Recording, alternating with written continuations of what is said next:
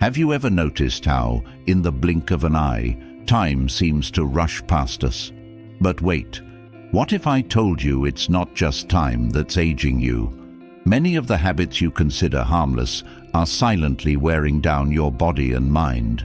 These small, unnoticed actions accumulate, much like drops of water that can erode even the strongest stone over time. Buddhism teaches us about the importance of mindfulness, being fully present and aware of how our actions ripple through our lives. Are you truly aware of the habits that might be pulling you away from vitality and peace? Perhaps it's time to stop sabotaging yourself and take back control. Ready to discover the habits you need to leave behind today? Don't miss the last one. It might just change the way you see your life. Before we dive in, let me share a story, a timeless lesson from Buddhist wisdom to help set the stage. There once was a man named Ananda who lived in a serene and tranquil village. Ananda was a farmer, known for his diligence and the quality of his harvests. Yet, despite his youth, his face bore deep lines of exhaustion, and his body moved with the heaviness of someone carrying years beyond his age. One day, as Ananda tended to his fields under the scorching sun, a wandering monk approached him. The monk, clad in simple robes and exuding an air of calm, observed Ananda for a while before speaking. "Young man," the monk said gently, "you move with the weight of the years upon you, though you are far from old. Tell me, what burdens do you carry to look this way?"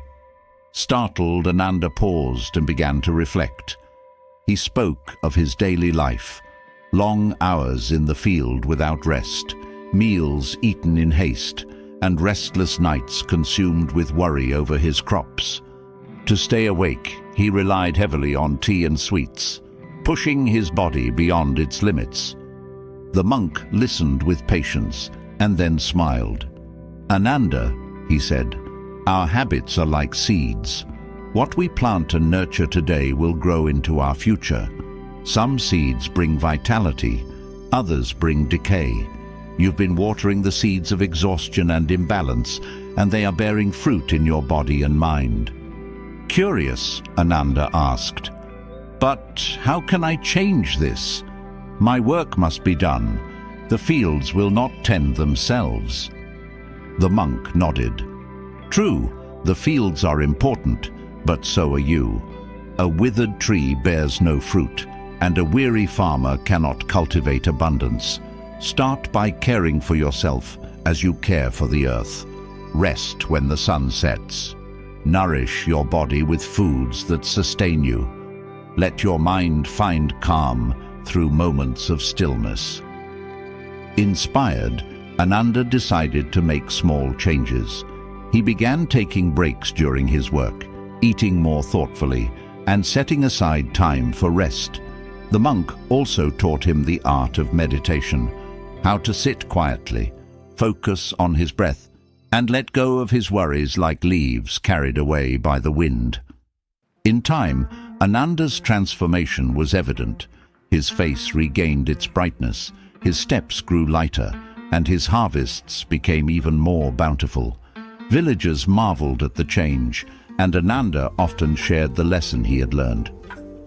Our lives are shaped by the habits we cultivate. When we nourish the seeds of balance, mindfulness, and care, we grow into our best selves. The wisdom of this story reminds us that small, mindful shifts in how we live can lead to profound changes.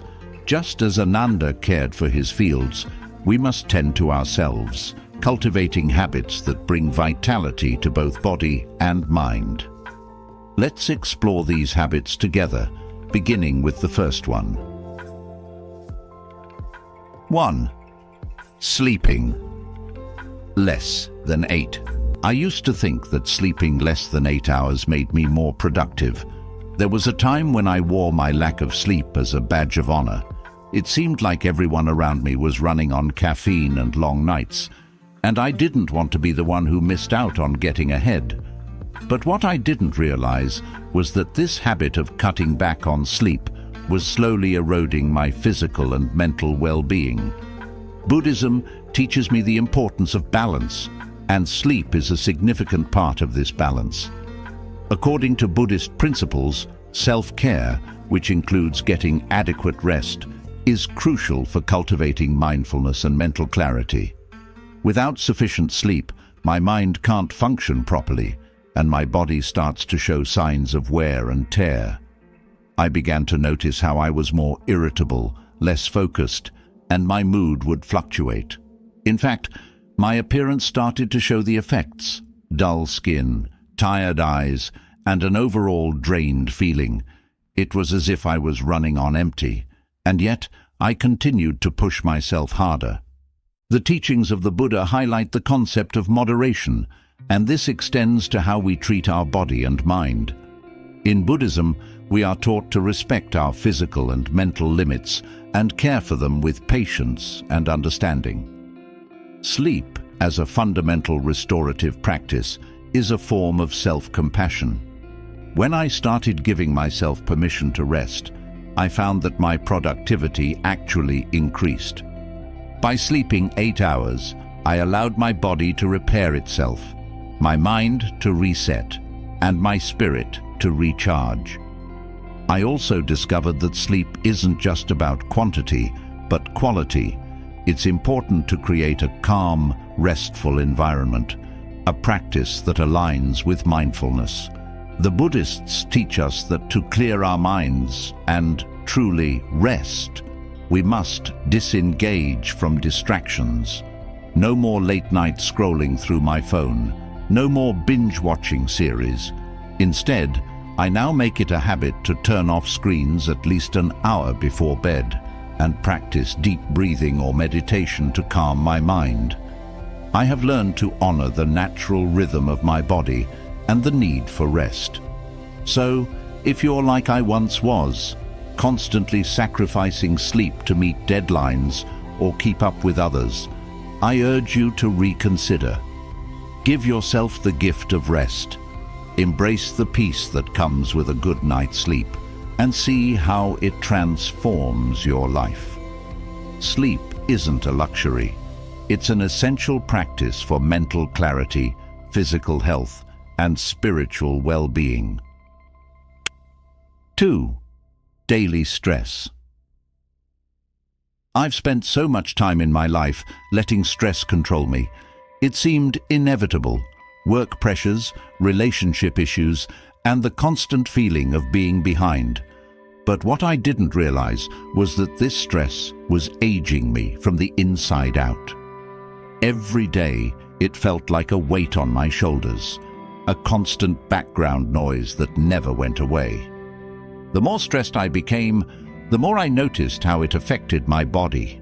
I was tense, irritable, and my mind was always racing, never finding rest. In Buddhism, stress is often seen as a manifestation of attachment and desire.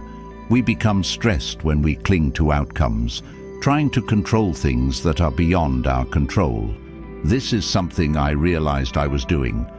I was attaching myself to the outcome of every situation, worrying about what could go wrong instead of just being present in the moment. The teachings of Buddha emphasize that suffering comes from attachment, and the key to peace is detachment. By letting go of the need to control everything, I was able to find peace. I started practicing mindfulness and meditation to manage my stress. Initially, it felt awkward, sitting in silence with my thoughts. But as I began to practice, I noticed the shifts in my mental and emotional state. The more I allowed myself to focus on the present moment, the more I let go of my need to control everything around me. Stress slowly lost its grip on me. I began to feel lighter, more focused, and in tune with my surroundings. One key element in reducing stress that Buddhism emphasizes is the practice of letting go of expectations. I've learned that stress arises when I set expectations that are beyond my reach. And when reality doesn't meet those expectations, I become frustrated and anxious. Buddhism teaches that life is impermanent and everything is constantly changing. By accepting this, I was able to release my unrealistic expectations and embrace the flow of life as it comes. Another practice that helped me significantly is taking short mindfulness breaks throughout the day. Just a few minutes of mindful breathing or observing my surroundings without judgment helped lower my stress levels. It's a simple practice, but it's incredibly powerful. I now view stress as an opportunity for growth and awareness. When I start feeling stressed, I pause, breathe, and bring my awareness back to the present moment. If you are constantly overwhelmed by stress, I encourage you to practice mindfulness and meditation. Let go of the need for control and learn to be present in each moment. It's not about avoiding stress, it's about how you respond to it. With the right mindset, you can transform stress into a tool for inner peace and personal growth. 3. Smoking. For years, I justified smoking as a simple habit, one that was too difficult to quit. I saw it as my little escape, a way to calm my nerves after a long day, or simply a social activity. But over time, I began to realize the toll it was taking on my body. At first, it was subtle, a slight cough here, a feeling of shortness of breath there. But the more I smoked, the more it became apparent that my body was fighting a battle I wasn't even aware of. The truth hit me harder than any of the smoke. Smoking wasn't just harming my lungs, it was aging me from the inside out. Buddhism teaches us about the importance of being present in our bodies and the deep connection between our physical health and mental clarity. Smoking, in its very essence, disrupts that balance. It feeds our cravings for immediate satisfaction, but it ultimately creates dis-ease in the body. The Buddha spoke about the need for moderation and mindfulness in every aspect of life, and smoking is a clear example of excess, of clinging to an attachment that leads to suffering. The act of smoking is, in a way, a form of addiction, a reliance on something outside of ourselves to feel at ease. Buddhism teaches that attachments to external substances, whether it's food, drink, or cigarettes, take us away from the path of true happiness and enlightenment. Smoking is a habit that brings temporary relief, but ultimately leaves me weaker, more disconnected from my true self, and more vulnerable to illness. The practice of mindfulness helped me face this addiction with compassion, understanding that I wasn't a bad person for smoking, but that I had to free myself from this toxic relationship. Over time, I used Buddhist teachings to help me quit.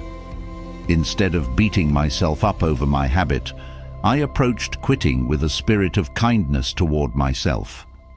I practiced meditation to calm my cravings, each time becoming aware of the sensation of wanting a cigarette and choosing to sit with it, breathe through it, and let it pass.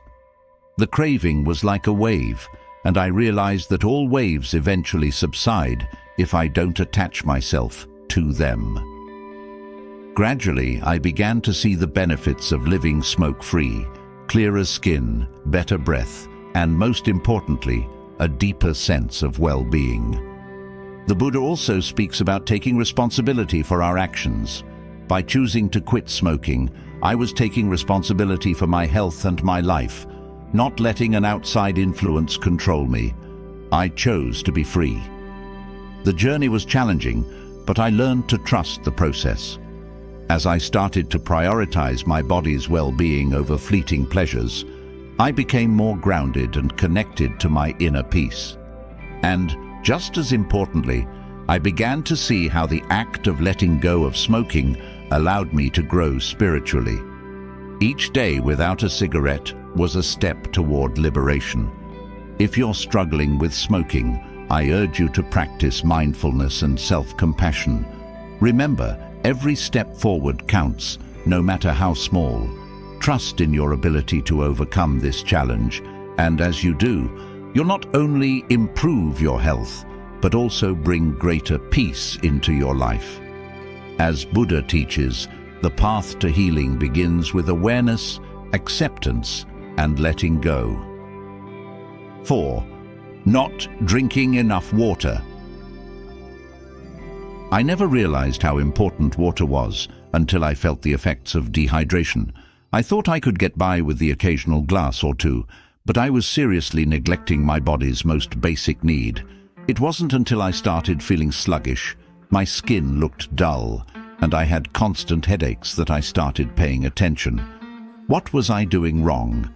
It turned out that not drinking enough water was slowly draining my energy, affecting my health and, yes, even my ability to think clearly. Buddhism teaches us to nurture our bodies and to treat them with the respect they deserve. The body is a vessel that supports our journey toward enlightenment, and it's our responsibility to care for it properly. Water, in Buddhism, symbolizes life and clarity. The Buddha emphasizes the need for balance, and hydration is a simple yet essential practice to keep that balance intact. Without water, our bodies struggle to perform basic functions, leading to mental fog, fatigue, and physical discomfort. When I wasn't drinking enough water, I was also ignoring the Buddhist principle of mindfulness. By failing to take care of my body, I wasn't being present in my life. I was neglecting the very vessel that allowed me to live fully in the present moment. Buddhism teaches us that everything we do, even something as simple as drinking water, should be done with full attention and intention. Drinking water is not just a mechanical task. It's an act of self-care that should be treated with awareness and gratitude. The lack of water affected not only my physical health, but also my emotional state. I noticed that when I was dehydrated, I felt more irritable and less able to cope with stress. Dehydration can make us feel disconnected, and it's difficult to achieve mindfulness when we're not even in tune with our bodies. It became clear that I needed to prioritize hydration in order to stay grounded and focused. So, I made a conscious effort to drink more water. At first, it wasn't easy. I was so accustomed to my routine of neglecting hydration that it felt like a chore. But slowly, I began to notice the benefits: clearer skin, better digestion, increased energy, and most importantly, a clearer mind. I started carrying a water bottle with me everywhere and making it a habit to drink water throughout the day. I also started to practice mindfulness with every sip, appreciating the life-giving force of water and the way it nourishes my body. Buddhism teaches that the path to enlightenment is not just about the mind, it is about taking care of the body too. When we ignore the body's needs, we create suffering. Drinking water, a simple and often overlooked task, became a way for me to practice mindfulness and self-care. It was a reminder that I have the power to take care of myself, to nourish my body, and to cultivate health and clarity.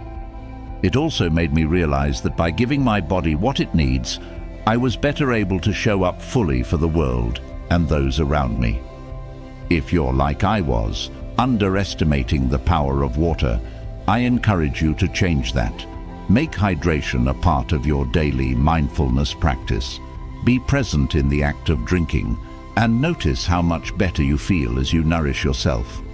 Your body will thank you, and your mind will become clearer, more focused, and more aligned with the present moment. In Buddhism, every small act of self-care, even drinking water, is an opportunity to cultivate mindfulness and live more fully in the moment. 5. Consuming too much caffeine. For a long time, I relied on caffeine to fuel my day. A cup in the morning, a few more throughout the afternoon, and sometimes even late into the evening to stay alert. I thought it was a harmless habit, just something that helped me power through the busy hours of life. But what I didn't realize was how caffeine was affecting my body and mind. I began to notice that the more I consumed, the more anxious I became. My heart would race, I'd feel jittery, and my mind would be scattered. The momentary clarity caffeine provided was always followed by a sharp crash, leaving me feeling drained and irritable. In Buddhism, mindfulness is a core principle that teaches us to live in harmony with our body and mind. Caffeine, when consumed in excess, disrupts that harmony. It stimulates the nervous system, increasing stress and anxiety, which takes us out of the present moment. The Buddha spoke of finding balance in everything, and caffeine, when used in excess, pulls us away from balance. It creates a cycle of highs and lows that prevent us from cultivating the calm and peaceful mind that Buddhism encourages. I started to realize that my dependence on caffeine was a sign of imbalance. I was seeking external sources of energy and clarity instead of cultivating those qualities from within. The Buddha's teachings remind us that true energy and clarity come from our inner peace and mindfulness, not from substances that disturb the natural rhythms of the body. I had become attached to the idea that I needed caffeine to function, not recognizing that I was allowing my craving for it to control my life. Over time, I began to wean myself off caffeine, taking it one step at a time. Instead of relying on a cup of coffee to jumpstart my day, I turned to mindfulness practices. Meditation and deep breathing became my tools for reducing stress and increasing my energy. I focused on being present with my breath, bringing my attention to the sensation of each inhale and exhale, and in doing so, I found a natural sense of calm. I also made changes to my lifestyle, such as improving my sleep and managing stress in healthier ways. Gradually, I found that I could go about my day without needing a constant flow of caffeine to keep me going. Buddhism teaches that attachment to external substances can cause suffering, and caffeine had become an attachment for me.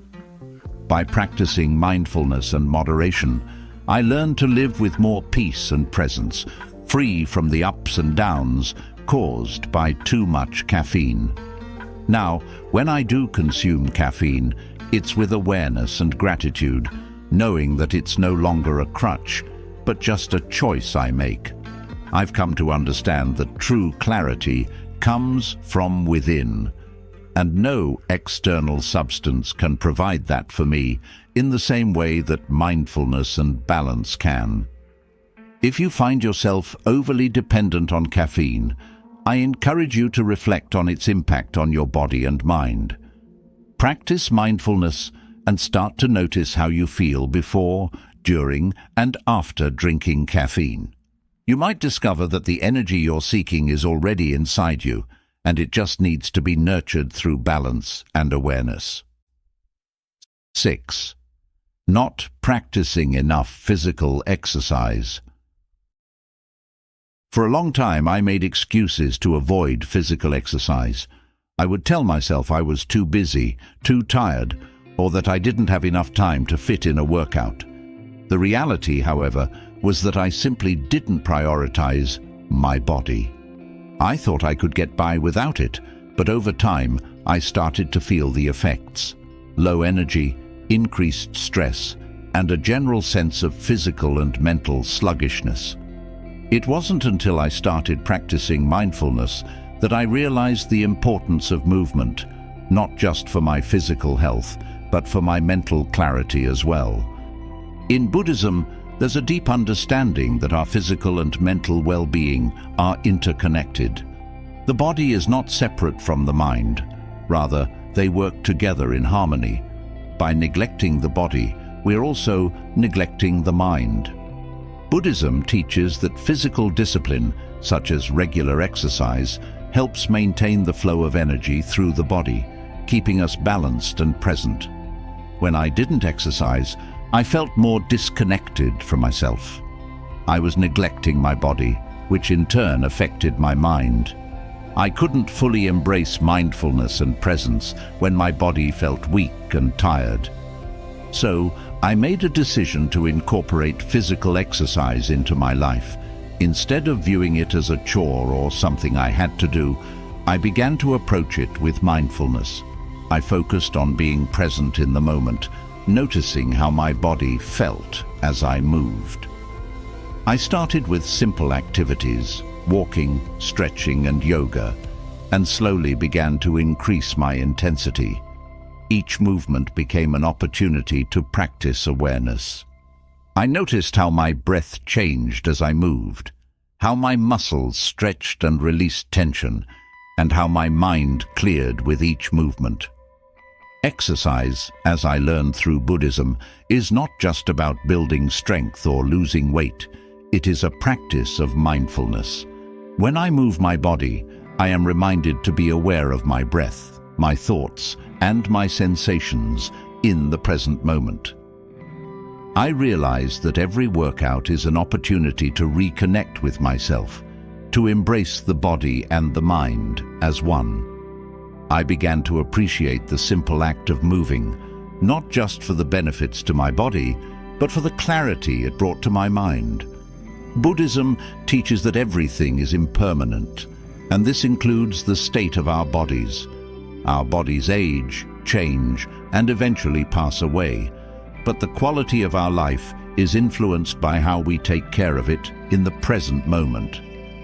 By practicing regular physical exercise, I am not just improving my health, but also preparing myself to live fully in the present with a strong and clear mind.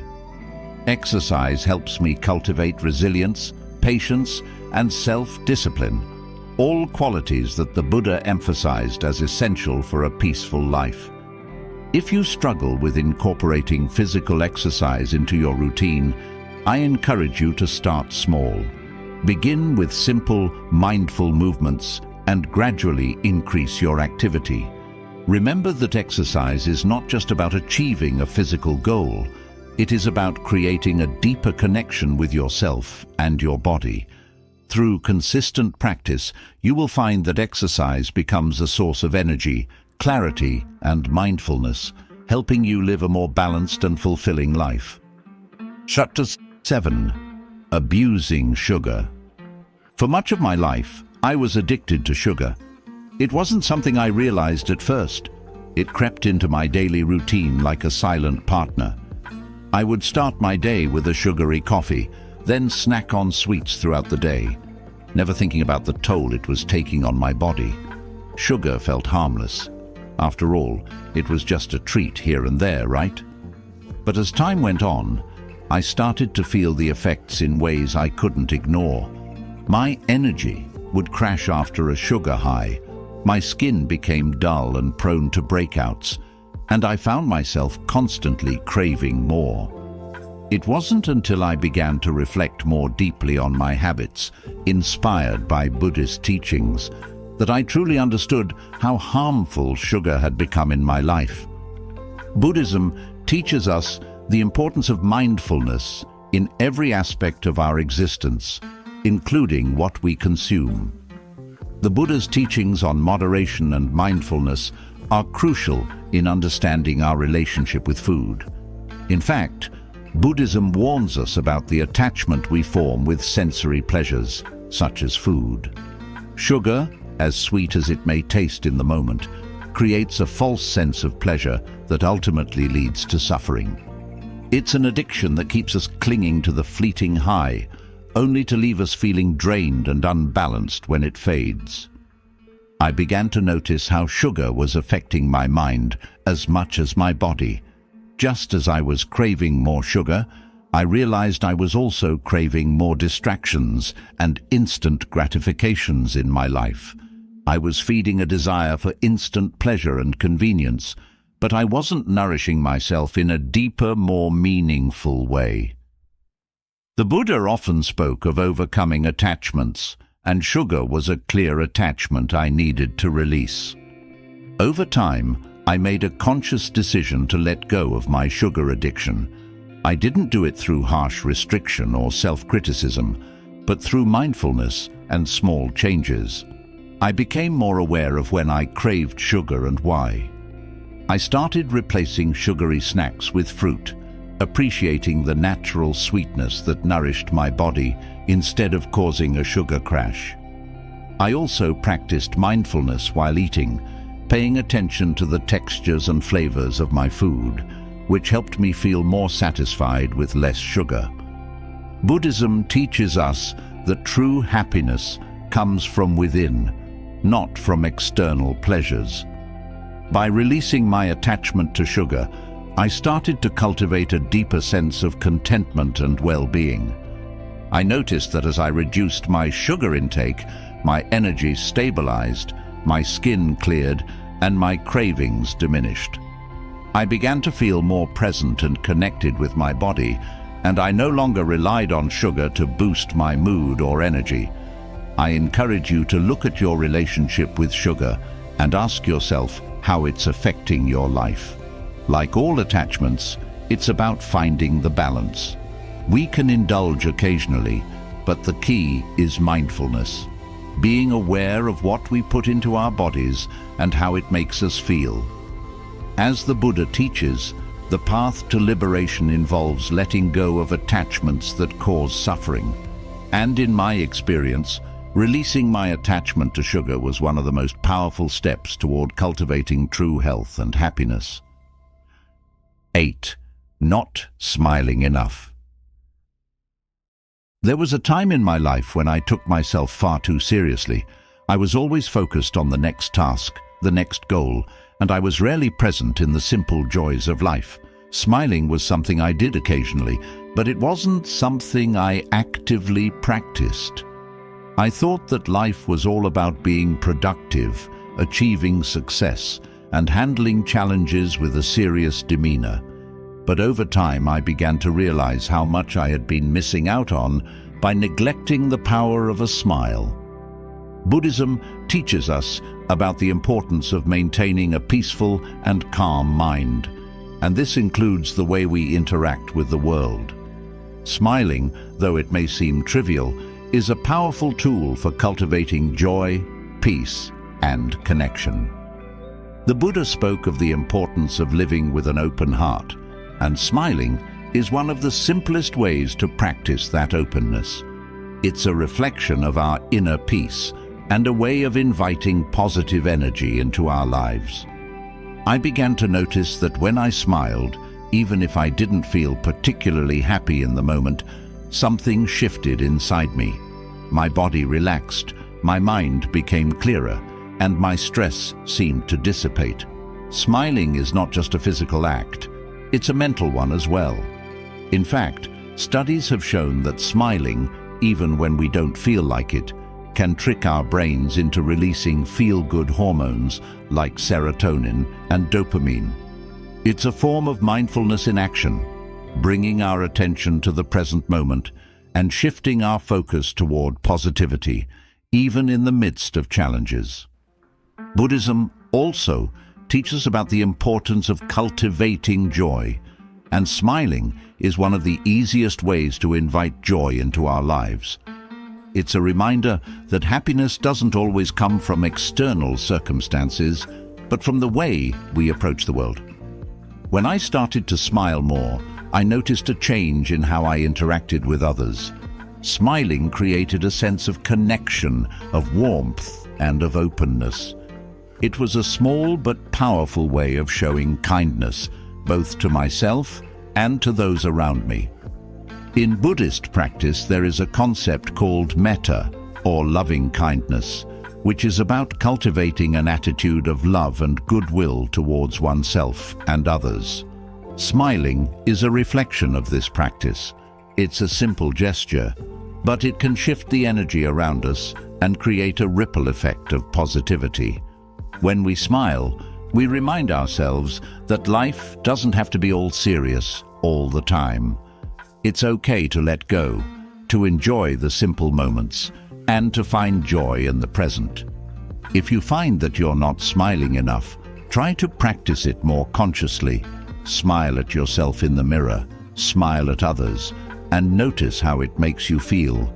It doesn't matter if you're feeling down or stressed. Just take a moment to smile. It's a small act, but one that can make a huge difference in your overall well-being. And as you smile, remember the wisdom of the Buddha. True happiness begins within, and sometimes the simplest actions are the ones that bring us the most peace. 9. Engaging in drastic diets. I've been there. I've followed extreme diets, convinced that they were the fastest route to my ideal body. The advertisements promised rapid results, and I believed them. I would restrict myself to strict eating plans, cutting out entire food groups, obsessing over calories, and pushing my body to its limits.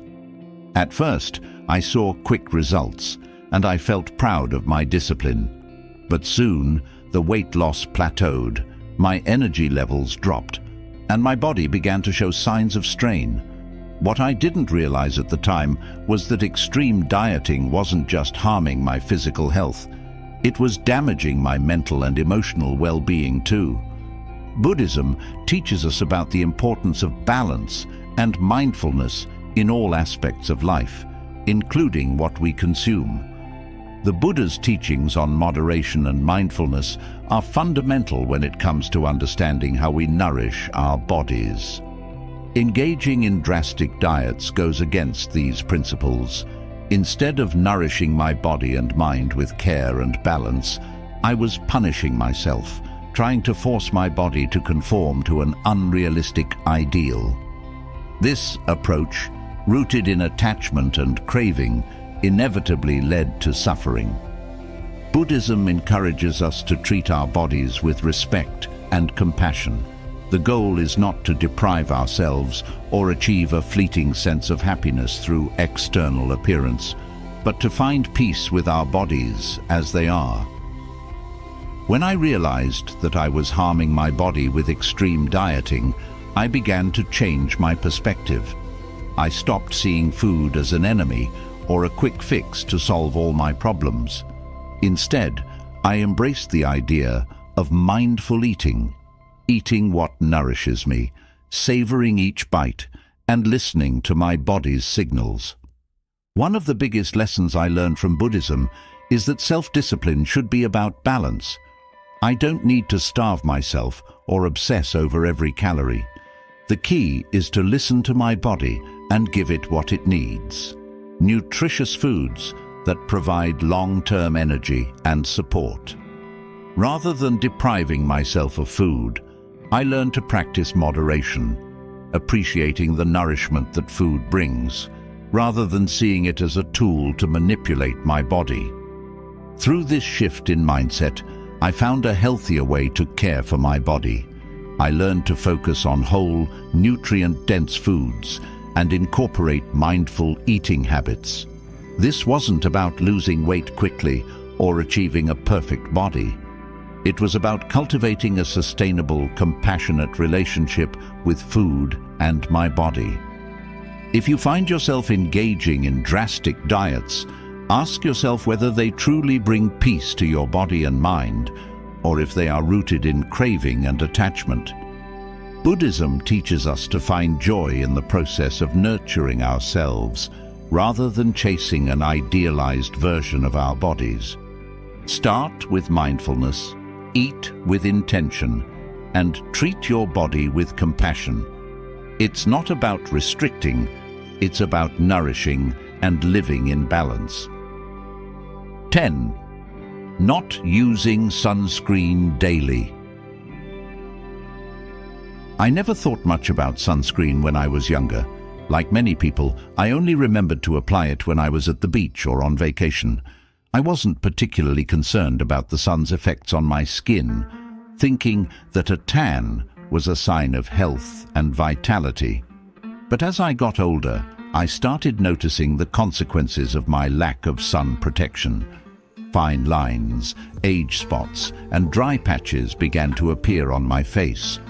What was once youthful, glowing skin began to show signs of premature aging, and I started to regret those missed applications of sunscreen.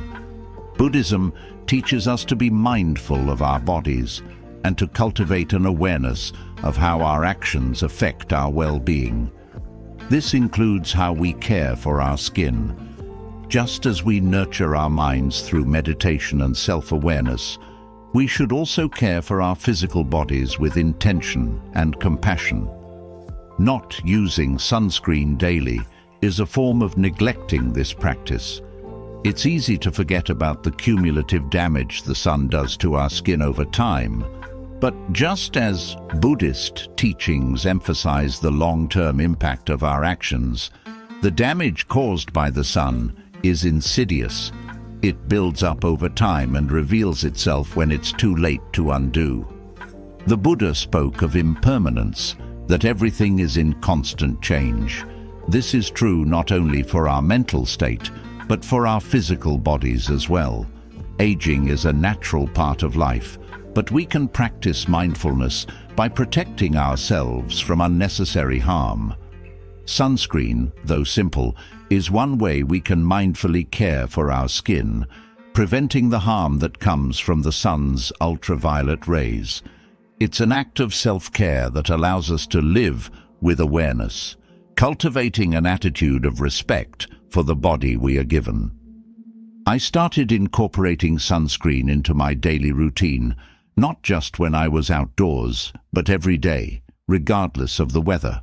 I realized that it wasn't just about protecting my skin from wrinkles. It was about respecting my body and acknowledging its vulnerability to environmental factors.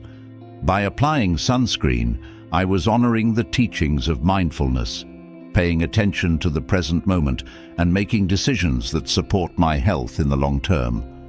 Buddhism encourages us to act with wisdom and to protect ourselves from harm.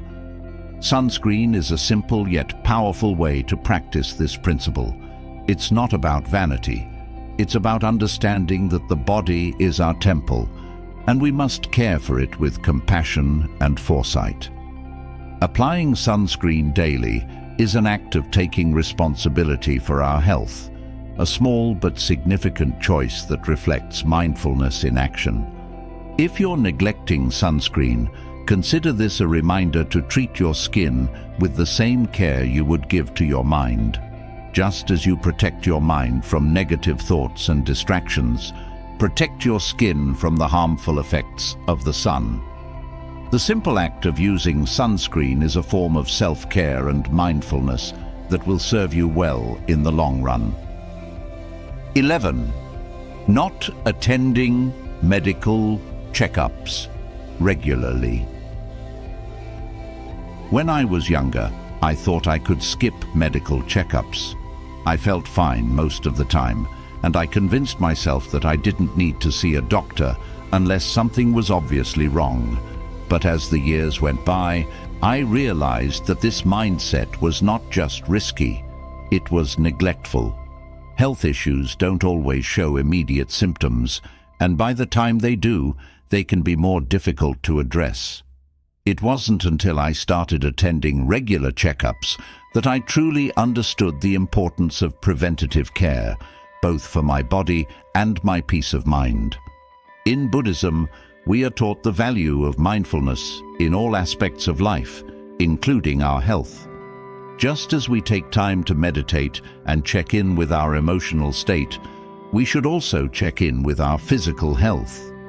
Ignoring our body's needs, just like ignoring our mental state, can lead to suffering. The Buddha taught that suffering arises from ignorance of our true nature, but also ignorance of the things we need to take care of in our lives. Not attending medical checkups regularly is a form of ignoring our body's needs. Attending regular checkups is a form of self-compassion. It's not about waiting for symptoms to arise or only seeking help in times of crisis.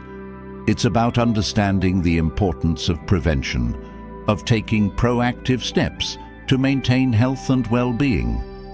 Buddhists practice mindfulness to be aware of their thoughts and actions, and this same awareness should extend to our physical health.